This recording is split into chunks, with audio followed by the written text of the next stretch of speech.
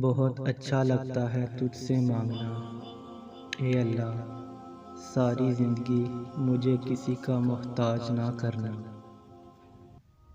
زمانے کا کام ہے مشکل میں ڈالنا، اور اللہ کا کام ہے مشکلوں سے نکالنے کے لیے ہزار راستے نکالنا۔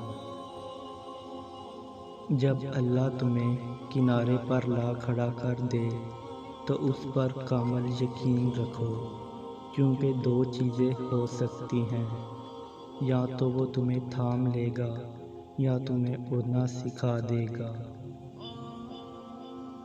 اگر اللہ پاک تمہاری دعائیں پوری کر رہا ہے تو وہ تمہارا یقین بڑھا رہا ہے، اگر دعائیں پوری کرنے میں دیر کر رہا ہے تو تمہارا صبر بڑھا رہا ہے، اگر تمہاری دعاؤں کا جواب نہیں دے رہا تو وہ تمہیں آزما رہا ہے۔ اس لیے ہمیشہ دعا مانگتے رہو۔ جو تم سے نہیں ہو پا رہا اس کو اللہ پاک کے حوالے کر دو، وہ اسی کو وسیلہ بنا دے گا جو رکاوٹ بنا ہوا ہے۔ اگر کبھی ایسا لگے کہ تم تھک چکے ہو اور دعا مانگنا بھی مشکل لگے تو اللہ کے سامنے صرف ہاتھ پھیلا لیا کرو۔ وہ تمہارے پھیلے ہاتھ اس بات کا ثبوت ہے کہ تم رب کائنات کے محتاج ہو، اور بے شک میرا رب تو خاموشیوں کو بھی سن لیتا ہے۔ جب درد بڑھنے لگے یا کچھ بھی سمجھ نہ آئے تو اپنے رب کی طرف چلے جاؤ، کیونکہ دلوں کو سکون اس کی یاد میں ہے۔ یا اللہ، تیرے اختیار میں کیا نہیں، مجھے اس طرح نواز دے، میری یوں دعائیں قبول کر کہ میرے لب پر کوئی دعا نہ ہو۔ جب درد بڑھنے لگے یا کچھ بھی سمجھ نہ آئے تو اپنے رب کی طرف چلے جاؤ، کیونکہ دلوں کو سکون اس کی یاد میں ہے۔ بعض دفعہ کسی کے حالات سن کر اپنے حال پر ہزار بار شکر کرنے کا دل چاہتا ہے، اور سجدے میں جا کر اللہ سے بات کی تو پتہ چلا کہ وہ آزمائے گا مجھے دنیا کی ہر محبت دکھا کر، اور پوچھے گا بتا کون ہے تیرا سوائے میرے۔ محبت رب سے ہو تو سکون دیتی ہے، نہ خوف جدائی کا نہ ڈر بے وفائی کا۔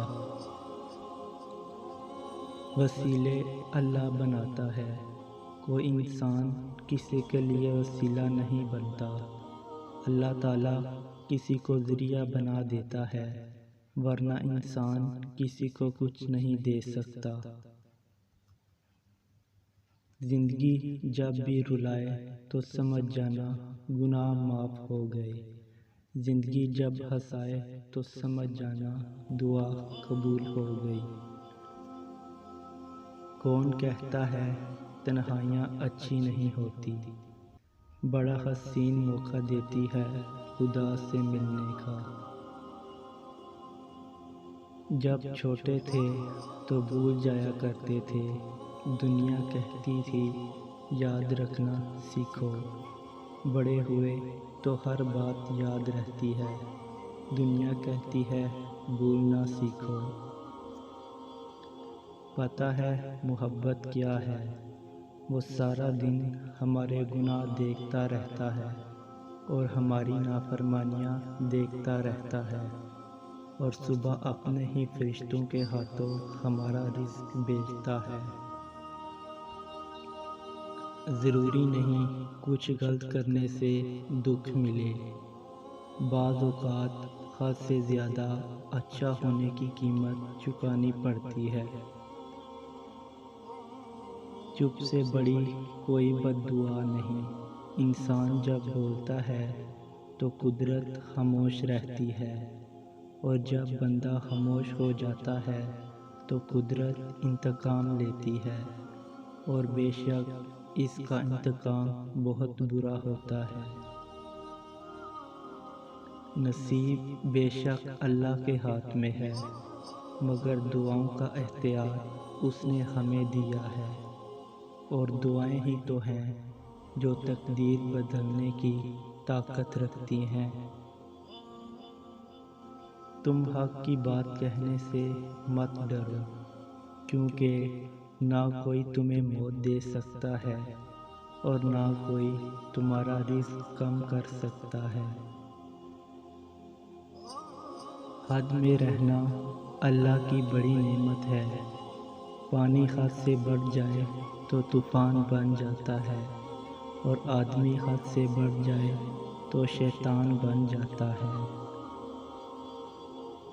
یا اللہ، موت سے پہلے ہمیں کلمہ نصیب فرما، اور موت کے وقت ہم پر رحم فرما، اور ہم کو موت کے بعد عذاب نہ دینا، اور ہم سے قیامت کے دن حساب نہ لینا۔ جب درد بڑھنے لگے یا کچھ بھی سمجھ میں نہ آئے تو اپنے رب کی طرف چلے جاؤ، کیونکہ دلوں کو سکون اس کی یاد میں ہے۔ ہم سچ کو پسند کرتے ہیں مگر بھولتے نہیں، ہم جھوٹ سے نفرت کرتے ہیں مگر بولتے ہیں۔ سچ سورج کی طرح سر پر آ کھڑا ہوتا ہے، جھوٹ کے بادلوں میں چھپ نہیں پاتا۔ اس لیے کسی کو سچا جھوٹا کہنے سے پہلے بس ذرا صبر سے کام لے، کہ بے شک اللہ بہتر انصاف کرنے والا ہے۔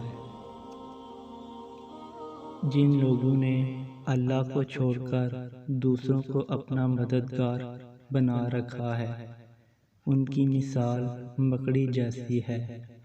وہ بھی ایک گھر بناتی ہیں اور سب سے کمزور گھر مکڑی کا ہی ہوتا ہے۔ کاش کہ یہ لوگ جانتے۔